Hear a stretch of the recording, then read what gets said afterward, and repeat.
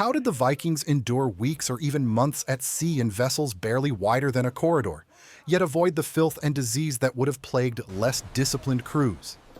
Life on a longship demanded constant vigilance, not only against storms and enemies, but against the invisible hazards of human waste. On these narrow wooden decks, where hundreds of pounds of men, animals, and cargo shared limited space, managing hygiene was a matter of survival. Illness from contaminated water or close quarters could be as deadly as a gale in the North Atlantic, and the Vikings developed methods both practical and surprisingly sophisticated to prevent catastrophe. From the very design of the ship, considerations for waste management were present. Longships were long and narrow, with a shallow draft allowing them to float close to shore.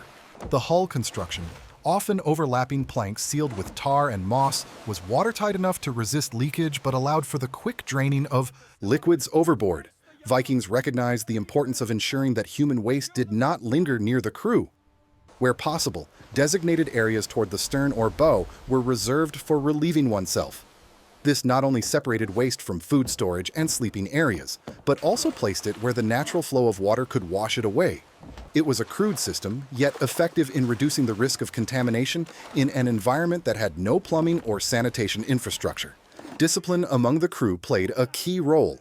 Viking voyages were often tightly organized, with each sailor understanding his duties and adhering to communal rules. Maintaining hygiene was part of this discipline. Even on long crossings, sailors would relieve themselves at scheduled times or in designated positions to ensure waste was consistently disposed of overboard rather than allowed to accumulate on deck. The crew understood that lapses could lead to sickness that would compromise everyone's survival. This culture of shared responsibility extended to other practices as well, such as cleaning the deck and airing out bedding and clothing. Water management was another vital component. Fresh water was limited, and drinking from contaminated sources could be deadly. Vikings often carried water in barrels or skins, carefully rationed and replenished at stops along coasts or rivers. They understood that human waste should never mix with drinking supplies, and they kept containers elevated or sealed when possible. In addition, some evidence suggests that they preferred to anchor near moving water sources, such as rivers or streams, where they could wash clothing, clean the ship, and flush waste safely into the flow. This practice minimized the concentration of harmful bacteria and reduced foul odors, which could attract predators or insects. Tools and implements for personal hygiene were simple but effective. Wood, horn, and leather were used to fashion spades, scoops, and containers to handle waste. Sailors often used small portable stools or buckets, especially in rough seas where balance was precarious. These containers could be emptied overboard when conditions allowed. In some cases, crew members lined these implements with moss or other absorbent natural materials to limit direct contact with waste. Though it was rudimentary, this system reduced exposure to pathogens and allowed the crew to maintain a level of sanitation that prevented widespread illness. Clothing choices also contributed to hygiene. Viking garments were typically made of wool, linen, or leather, which could be easily aired out or washed. Wool, in particular, has natural antimicrobial properties and retains warmth even when wet, which helped prevent cold-related illness and the spread of bacteria. Sailors changed layers frequently when possible, and some evidence suggests that bedding, such as animal hides, was rotated or aired to limit accumulation of waste or moisture. Keeping garments and sleeping areas dry and clean was an essential strategy for reducing the risk of infection in cramped quarters. Waste management on longships extended beyond human needs. Animals, especially horses or dogs carried on certain voyages, produced their own refuse. Vikings developed systems to keep animal waste separate from human areas, often confining animals to the middle of the ship or to designated platforms where droppings could be more easily swept or dumped overboard. This separation reduced the risk of zoonotic disease, while also keeping the deck navigable and free from obstruction during storms or battle. The coordination required to maintain these areas again emphasized discipline and communal responsibility. The Vikings also made use of the natural environment to aid sanitation. Ice-cold seawater could be used to rinse out buckets or containers, while rainfall was collected and used to wash down the deck. This natural cleaning system helped remove residual waste, minimized smells, and reduced bacterial growth. In northern latitudes, the cold itself slowed the decomposition of organic matter, providing an additional layer of protection against disease. In warmer months or southern waters, sailors had to be more vigilant, scrubbing the deck and ensuring that waste did not linger in confined spaces. Certain behavioral practices were deliberately cultivated to minimize contamination. Sailors avoided leaving food scraps near waste areas and cleaned tools or eating implements separately.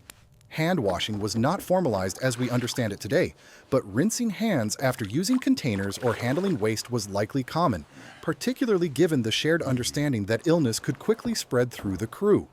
Observing these practices became second nature, ingrained through the practical experience of surviving previous voyages. The social structure of the crew also reinforced sanitation. Viking ships were hierarchically organized, with the captain or helmsman enforcing rules for safety, which included hygiene. Younger or less experienced sailors were mentored and corrected if they neglected proper disposal or care for the ship. This oversight was not punitive in the modern sense, it was survival-driven. In long voyages, the consequences of poor sanitation were immediate and collective, reinforcing compliance and fostering a shared understanding of the importance of hygiene. Even in storm conditions, when balance and motion made sanitation difficult, the Vikings adapted. Buckets were secured to the deck to prevent spillage, and sailors learned to time their movements to waves or wind gusts to minimize accidents. Moss, straw, or cloth could line containers to absorb waste during rough seas, reducing exposure and maintaining deck cleanliness. This combination of innovation and improvisation reflects the Vikings' broader approach to survival, an integration of environmental observation, practical tools, and disciplined routine. Cultural attitudes toward cleanliness were also intertwined with these practical measures. Norse societies placed value on personal grooming and bodily care, even among men at sea. Bathing rituals, combing hair, and trimming nails were markers of status and social expectation. While opportunities for bathing on longships were limited, sailors took advantage of stops at rivers, coastal inlets, or during mild weather to wash and maintain hygiene. This attention to the body complemented shipboard sanitation practices, reducing overall disease risk and reinforcing the link between social norms and survival behavior. Evidence from archaeological finds supports the idea that Vikings actively managed waste. Excavations of settlements near ports reveal deposits consistent with careful disposal and separation of human and animal waste. While these sites are on land, they demonstrate cultural knowledge of sanitation that would have been translated to maritime practices. Additionally, remnants of containers, spades, and other implements suggest an awareness of hygiene and the use of tools specifically for handling waste. This reinforces the notion that Vikings approached sanitation methodically rather than haphazardly. Even long voyages across the open sea incorporated planning for waste management. Before departure, sailors would stock sufficient containers, allocate space on the ship for sanitation, and plan stops where water and shelter allowed cleaning. The very act of planning a voyage took into account hygiene as a critical factor for survival. A ship that neglected sanitation risked crew sickness, delays, and potential loss of life. Thus, managing waste was not an afterthought but an integral component of maritime logistics. The combination of design, routine, discipline, and environmental adaptation allowed Viking crews to remain relatively healthy despite the harsh conditions of the North Atlantic. Longships were cramped, exposed, and constantly in motion, yet sickness from waste-borne pathogens appears to have been minimized. This reflects both practical knowledge and the effectiveness of cultural norms in enforcing compliance with hygienic practices. It also illustrates how survival at sea depended on attention to detail, foresight, and collective effort. Over time, these practices became ingrained, forming part of the standard operational knowledge of Viking sailors. New crew members learned not only to row or navigate, but to manage hygiene effectively. Successive generations of seafarers internalized these lessons, ensuring that the longships remained viable vessels for trade, raiding, and exploration. Without this understanding, long voyages, particularly in winter, when cold slowed decomposition but increased the risk of illness from close quarters, would have been far more perilous. By integrating waste management into every aspect of life aboard the longship, Vikings demonstrated an early understanding of preventive health at sea. Their methods were simple, adapted to their environment, and grounded in practical experience. The combination of ship design, routine, social structure, and observation allowed them to sustain crews on long journeys while minimizing disease. a remarkable achievement considering the absence of modern sanitation technology. Even with these measures, challenges remained. Storms could scatter containers, long periods without stops tested limits of sanitation, and diseases such as scurvy, unrelated to waste, still threatened crews. Yet through discipline and foresight, Vikings maintained a level of hygiene that allowed them to survive extended maritime campaigns. Their methods illustrate a sophisticated approach to human health in extreme conditions, where failure could mean the difference between a successful voyage and catastrophe. This practical mastery of sanitation ensured that the Vikings could sustain long-term operations at sea, reaching distant shores, establishing trade networks, and mounting raids without succumbing to preventable illness. It was a quiet, often overlooked aspect of their maritime prowess, yet it was fundamental to their enduring success in regions where harsh climates and isolation magnified the risks of human waste. Even today, studying these practices provides insight into the ways human societies have adapted to extreme environments. Vikings demonstrated that with careful planning, communal discipline, and keen observation, it is possible to maintain hygiene and health under conditions that would overwhelm less organized groups. Longship voyages were not only a feat of seamanship, but a testament to the effectiveness of practical, culturally reinforced health practices. This integration of sanitation, observation, and shipboard discipline formed the foundation of Viking maritime resilience, ensuring that the men who ventured across storm-tossed seas did so with both safety and survival in mind. The systems they developed, though invisible in the historical record compared to battles or explorations, were no less critical to the success of their voyages, providing a model of adaptability and foresight in an environment where human waste could otherwise have been as dangerous as the waves themselves. The story of Viking waste management, embedded in the very rhythm of life aboard longships, reveals a dimension of maritime history often overshadowed by tales of conquest and discovery. It is a story of ingenuity, observation, and communal responsibility, showing how humans have long navigated the twin challenges of environment and biology to survive in extreme conditions. Winter seas and long voyages magnified the challenges of sanitation, but the Vikings approached them with a combination of observation, adaptation, and discipline that allowed crews to remain functional and relatively healthy. Managing waste on longships was not a simple matter of tossing refuse overboard. It involved understanding the environment, the limits of the vessel, and the vulnerabilities of the human body to disease. On extended journeys, especially through the cold, turbulent waters of the North Atlantic, small errors could accumulate into serious problems, making systematic waste management a necessity rather than a convenience. One key factor was the spatial organization of the ship. The longship's narrow hull, often no more than 3 to 4 meters wide, required careful allocation of space to prevent waste from contaminating sleeping and working areas. Vikings typically designated specific zones for relieving themselves, often toward the bow or stern, depending on wind and current. These zones were slightly isolated from where rowers and warriors slept or ate, creating a primitive form of zoning that minimized cross-contamination.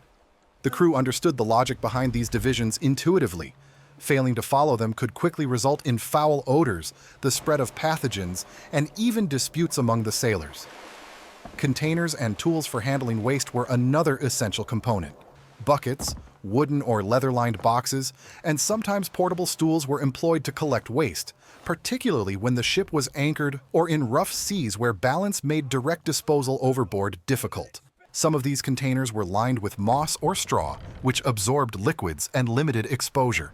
Regular emptying of these containers into the sea, coordinated with the ship's motion and wind direction, minimized the chance that waste would remain on deck long enough to cause health problems. In effect, the Vikings created a mobile sanitation system that worked within the constraints of the ship and the environment. Behavioral practices reinforced the physical systems. Crew members were trained from early on to follow hygiene routines, understanding that the consequences of negligence were communal. After using a container or relieving oneself in the designated area, sailors often rinsed their hands with seawater or wiped themselves with cloths that could be washed or aired. These practices may seem rudimentary by modern standards, but they were effective in reducing the transmission of pathogens. Knowledge was passed down orally, with experienced sailors teaching newcomers the rhythms and methods of maintaining cleanliness during long voyages. Water management intersected with sanitation practices in critical ways. Drinking water was scarce and precious, carried in barrels or skins and carefully protected from contamination. Waste disposal and water storage were deliberately separated, with containers kept elevated or sealed to prevent accidental contact. When anchored near freshwater sources, Vikings used rivers or streams to wash tools, deck surfaces, and clothing, ensuring that accumulated waste did not compromise living conditions. In northern climates, where cold water and air helped slow bacterial growth, this practice was naturally aided by the environment. Yet vigilance remained necessary, particularly on longer passages when stops were infrequent. The cold of winter itself provided both challenges and opportunities. Low temperatures slowed decomposition and limited the proliferation of harmful bacteria, reducing the risk of illness from brief exposure to waste. However, freezing conditions could also make disposal more complicated. Buckets of waste could freeze partially, making them harder to empty. To address this, Vikings adapted with portable implements and timing. Waste was often collected during daylight or periods of favorable wind and dumped overboard when conditions allowed, demonstrating a keen awareness of the interplay between environment and human needs. Shipboard routines incorporated sanitation as a formalized aspect of daily life. Rowing shifts, meal times, and cleaning periods were scheduled in a manner that prevented waste from accumulating near working or sleeping areas. During calm stretches, the crew might conduct a more thorough cleaning, scrubbing the deck with seawater or sand to remove residues, while absorbent materials were dried and aired to prevent microbial growth. These routines not only reduced disease risk, but also reinforced a sense of order and predictability, essential for morale on long voyages in harsh conditions.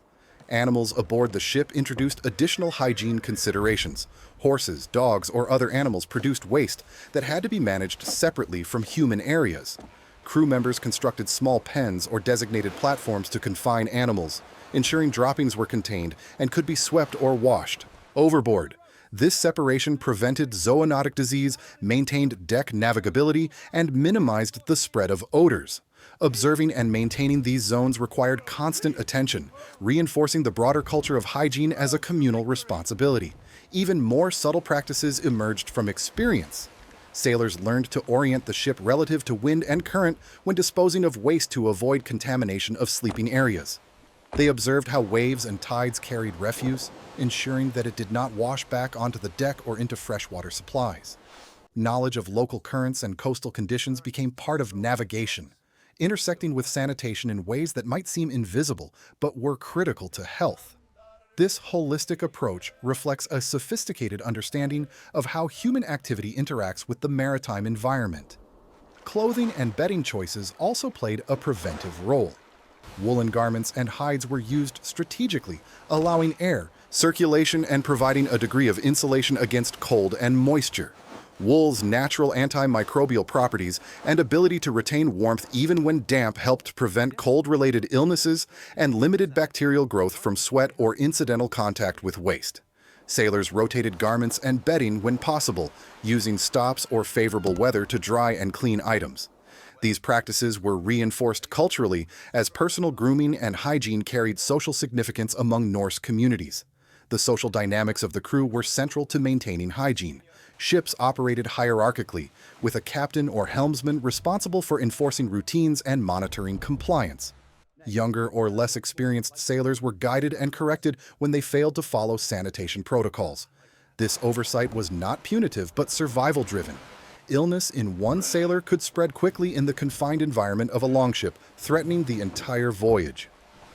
Maintaining discipline in waste management thus became a shared, non-negotiable responsibility. Vikings also adapted to emergencies and unusual conditions with improvisation. During storms, rough seas, or when nearing ice, normal disposal practices became risky or impossible. Containers were secured to prevent spillage, absorbent materials were employed to limit contact, and sailors timed their activities to minimize exposure. This adaptability extended to the handling of water and food supplies, which had to be protected from both contamination and physical disruption. The crew's ability to modify routines in response to environmental challenges illustrates the flexibility inherent in their sanitation practices. Oral tradition reinforced knowledge about hygiene and waste management. Stories of voyages often included accounts of illness, contaminated water, or poor disposal, serving as cautionary tales for future generations. These narratives preserved practical lessons about maintaining health at sea, emphasizing the consequences of neglect as vividly as the successes of disciplined crews. Memory, storytelling, and instruction worked together to sustain practices that allowed long-term survival on the open ocean. Archaeological evidence supports the presence of waste management practices among the Vikings. Finds of containers, scoops, and small portable implements suggest tools specifically designed for handling human and animal waste. Settlement sites near harbors show systematic disposal of refuse, demonstrating that Norse culture placed value on hygiene both on land and at sea. These discoveries highlight a continuity of practical knowledge that was adapted for maritime conditions, indicating that the Vikings were conscious of the relationship between sanitation, health, and survival. The cumulative effect of these practices allowed Viking crews to endure long periods at sea without succumbing to disease outbreaks, despite cramped quarters, exposure to cold, and the inherent dangers of the ocean. Hygiene routines, ship design, and communal responsibility minimized the risk of illness. This success was not accidental but the product of observation, adaptation, and a deeply ingrained culture of shared responsibility. The longship, in this sense, was not only a vessel of conquest and exploration, but also a carefully managed microcosm of public health. Over successive voyages, these practices became standard operating procedure. New sailors learned not only to row or fight, but to maintain cleanliness under challenging conditions. Elder crew members passed down experience through demonstration and correction, ensuring that the methods of waste management were preserved and refined. In effect, sanitation knowledge was treated as part of the essential skill set of every Viking sailor, critical to the success of the ship and the survival of its crew. Even with these precautions, risks remained. Storms could disrupt routines, extended voyages tested the limits of containment, and diseases unrelated to waste, such as scurvy, could still threaten the crew. Nevertheless, the systematic approach to hygiene and sanitation mitigated one of the most preventable sources of illness aboard longships. By understanding how waste interacted with the ship, the environment, and human physiology, Vikings created a framework for maintaining health under conditions that would have overwhelmed less organized crews. The effectiveness of Viking waste management illustrates a broader principle of maritime survival, that careful planning, disciplined execution, and communal responsibility are as important as navigation and shipbuilding. Maintaining hygiene was a form of navigation in itself, an ongoing task of managing the unseen hazards of life at sea. Just as helmsmen read swell, wind, and sky, sailors read the state of the deck, the condition of containers, and the behavior of animals to maintain a safe and functional environment. The integration of these systems reflects the Vikings' holistic approach to long-distance voyaging. Sanitation was not an isolated concern, but part of a network of practices that included provisioning, navigation, clothing management, and crew organization. Each aspect supported the others, creating resilience in the face of environmental challenges. In this way, waste management was as critical to maritime success as the strength of the hull or the skill of the rowers. By the end of long voyages, crews often reflected on hygiene as much as on seamanship. The success of a journey depended not only on reaching a destination, but on arriving with a functional, healthy crew capable of continuing work ashore or on subsequent voyages. Maintaining sanitation under such conditions was an essential element of Viking maritime culture, underpinning the achievements of exploration, trade, and raiding that have captured historical imagination. The practical mastery of sanitation aboard longships underscores a level of sophistication often overlooked in discussions of Viking seafaring. The combination of ship design, environmental awareness, disciplined routine, and cultural norms created a system that allowed humans to thrive in close quarters under extreme conditions. It demonstrates that survival at sea required as much attention to hygiene as it did to wind, waves, and navigation, reflecting a comprehensive understanding of both the visible and invisible challenges of life aboard a longship. Vikings' ability to manage waste effectively reveals a dimension of maritime expertise that is rarely highlighted but essential to their success.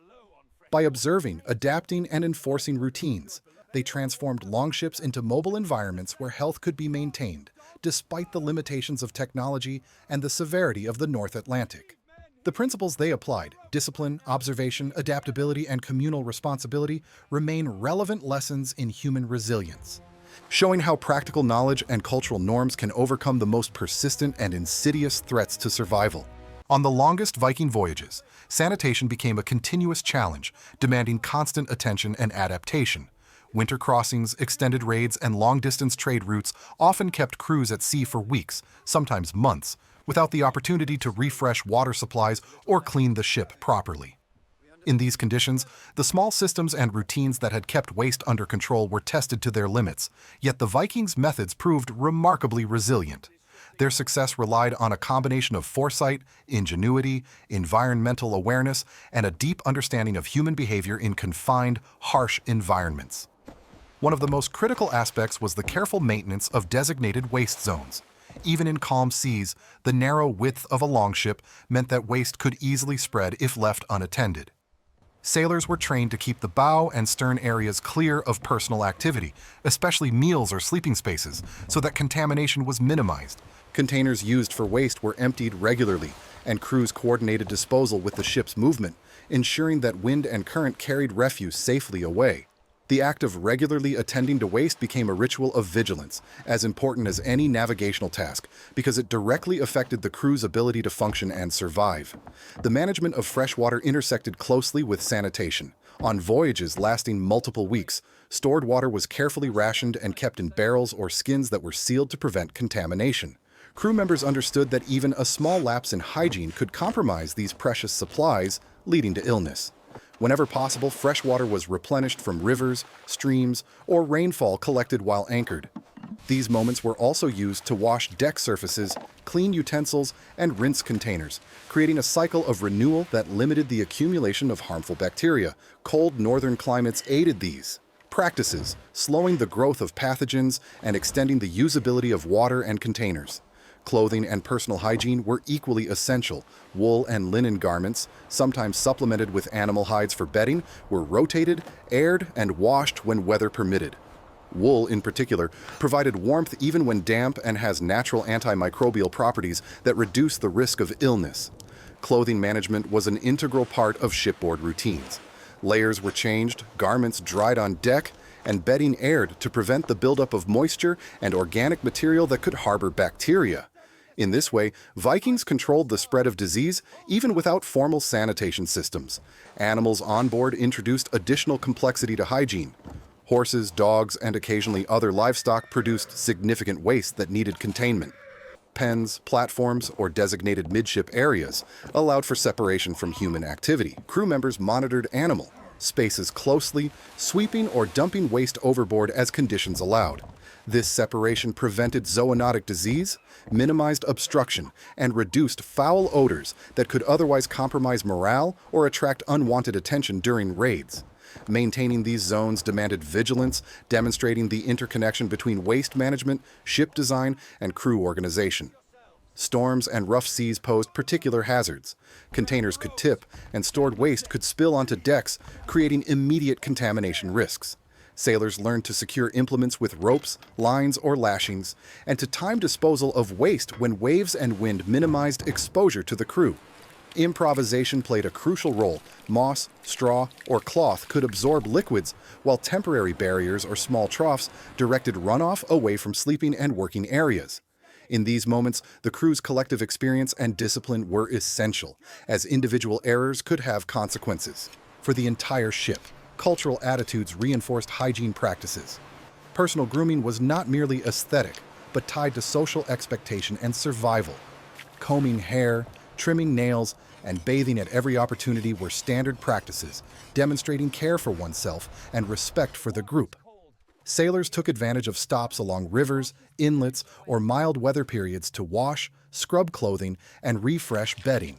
This attention to personal cleanliness complemented the physical systems of waste management, creating a layered approach to preventing disease.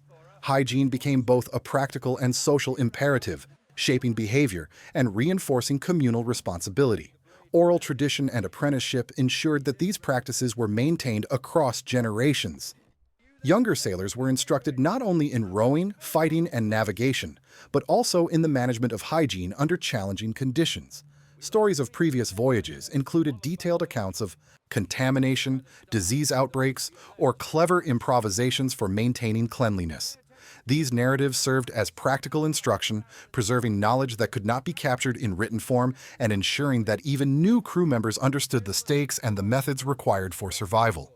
The ship itself was a living tool in sanitation. Its design allowed waste to be carried away efficiently, with the bow and stern often sloping in ways that facilitated runoff. The crew understood how to orient the ship relative to wind, waves, and current to optimize disposal and reduce contact with human and animal waste. They monitored water flow along the deck, adjusted lines and lashings, and used absorbent materials to control spillage. In this way, ship design, environmental awareness, and crew practices were integrated into a coherent system for managing waste. Waste management also intersected with food storage and preparation. Food scraps, bones, and refuse were kept separate from fresh provisions and carefully managed to prevent attracting vermin or contaminating stored water. Buckets, containers, and deck areas were monitored closely, and routines were adapted based on voyage length, weather, and crew size. These practices illustrate how sanitation was embedded in every aspect of life aboard the Longship, not an isolated concern. Hygiene was inseparable from nutrition, morale, and operational efficiency. Even in the most extreme conditions, Vikings displayed remarkable adaptability. In winter, freezing temperatures slowed decomposition, but ice could obstruct disposal. On long raids, when ports or rivers were inaccessible, the crew relied on secure containers and timing to manage waste. Environmental cues, such as current direction, wind shifts, and the presence of ice, guided decisions about when and where to empty containers. By observing natural forces and adapting practices accordingly, Vikings maintained sanitation under conditions that would have challenged any pre-modern society.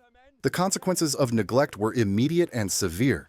Contaminated water, accumulated waste, and poor hygiene could lead to outbreaks of dysentery or other gastrointestinal illnesses, weakening the crew and threatening the success of the voyage.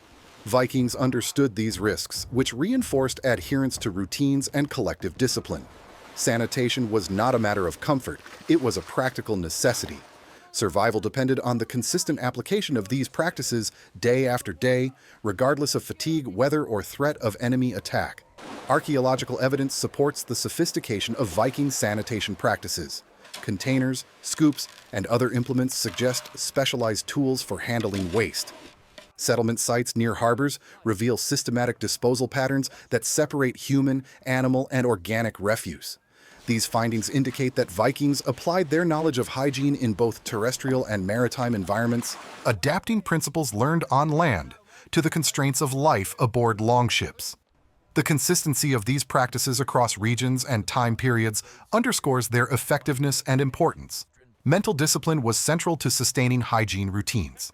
Life at sea was monotonous, physically demanding, and often dangerous. Maintaining focus on cleaning, waste disposal, and monitoring water supplies required endurance and shared accountability. Crews relied on social norms, the authority of the captain or helmsman, and peer observation to enforce compliance. The collective vigilance of the crew ensured that sanitation practices were upheld even during extended voyages, preserving both health and morale. Coordination extended to timing. Sailors planned disposal around daily activities, mealtimes, and work shifts. Containers were emptied when conditions were favorable, surfaces scrubbed when crew availability allowed, and clothing rotated or aired when sunlight or shelter was present. The rhythm of sanitation was embedded in the rhythm of the voyage, creating a predictable cycle that reduced risk of contamination. This synchronization of human behavior, environmental observation, and practical tools exemplifies the Vikings' integrated approach to survival at sea. Over successive voyages, these practices became institutionalized. Knowledge was codified through oral instruction, apprenticeship, and lived experience. New sailors learned quickly that hygiene was as essential as seamanship or combat skills. Mistakes were noted, adjustments made, and lessons reinforced.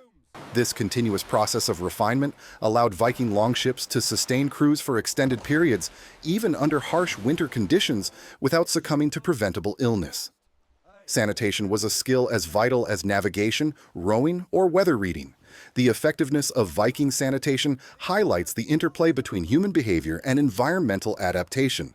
By observing currents, wind, ice, and the ship's motion, sailors managed waste in ways that complemented natural forces. Tools and routines minimized exposure and contamination, while social discipline ensured consistency. Clothing, bedding, and personal grooming reinforced preventive measures, creating multiple layers of protection against disease. The result was a self-sustaining system that allowed life to continue in close quarters on long voyages.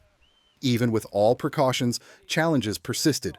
Storms, extended durations without fresh water, and unforeseen events tested the resilience of hygiene routines. Yet the Vikings' combination of foresight, adaptability, and communal responsibility allowed them to respond effectively. Improvised solutions, such as absorbent linings or secured containers, maintained control in adverse conditions. This adaptability was a hallmark of Viking maritime culture, reflecting a broader understanding of survival as a dynamic process rather than a set of fixed rules. By the end of extended voyages, the crew's health and functionality were a testament to the effectiveness of these methods. Sailors arrived at destinations ready to continue operations ashore or embark on subsequent journeys, demonstrating that hygiene and sanitation were critical components of maritime success. Managing waste was not a secondary concern. It was an integral part of the operational and cultural framework that supported Viking exploration, trade, and raiding. The legacy of these practices is evident in the resilience of Viking voyages across the North Atlantic. Crews endured harsh winter storms, long periods at sea, and extreme environmental conditions without succumbing to widespread illness from waste-related pathogens. Their methods reflect a combination of empirical observation, practical tools, disciplined routine, and cultural reinforcement, illustrating how human ingenuity can overcome environmental challenges. By embedding sanitation into daily life aboard longships, Vikings ensured that hygiene was maintained even in extreme conditions. Observing natural forces, using simple but effective tools, enforcing communal responsibility, and maintaining routines allowed crews to minimize disease risk and maintain operational readiness.